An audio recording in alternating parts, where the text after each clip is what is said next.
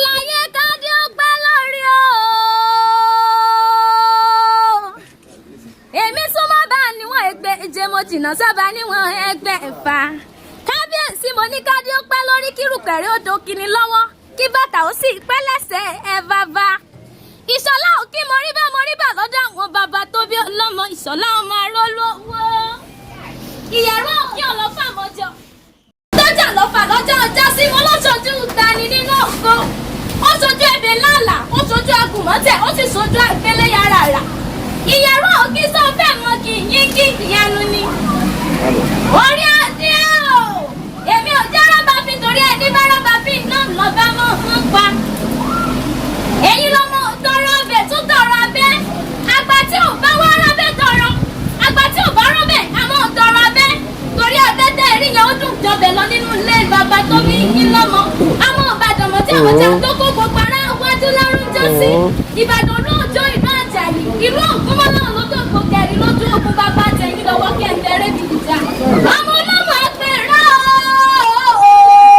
o lẹ́yìn náà lọ́mọ àròlú owó ọmọ arẹ́kùn kékeré sí mọ́délé ọ̀kan òjò wẹ́líwẹ́lí làárọ̀ mi wẹ̀ nínú ilé àròlú owó ọmọ ìbàdàn lóòjọ́ ìlú àjàyí ìlú ògúnmọ́ náà ló tó kó kẹrin lójú ogun ọmọ agbá sánsá òkun tí ó ní bá wọn sá ọmọ agbọ́yá ìyàmọ́yá lọ́rùn mo ní kájọ pé lórí o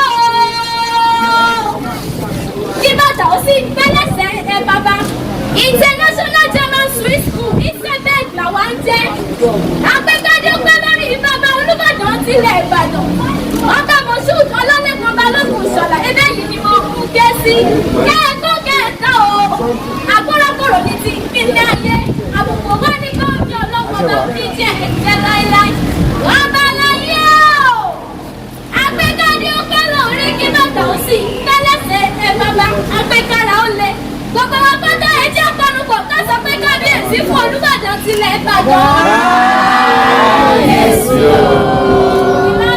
kábíyèsí ọba kẹsìdájọ́ ọlọ́run ọba ìgbàkejì olódùmarè. ìtọ́ ọba fẹ̀rù rẹ̀ ó dàṣẹ ìrìnkẹ̀rẹ̀ ó dàṣẹ bàtà rẹ̀ aṣẹ́ni bàtà rẹ̀ aṣẹ́ni àrọ́bà tí ló bá pa ẹni tí ò bá jùbọ̀ ọba kò lè ra àlùbà kò lè rẹ́nà lọ ìbàdàn ọmọ ti kẹrẹ ní fáyemú abá àgbà tí ọmọ pè a gbìyànjú a fẹ́ sọ àṣà wa nù as we are raising foreign doctors foreign lawyers we want to infuse them into the culture. It is only when you just connect to the culture. Like when the guys go there, they will be able to like give back to their community because the culture is registered.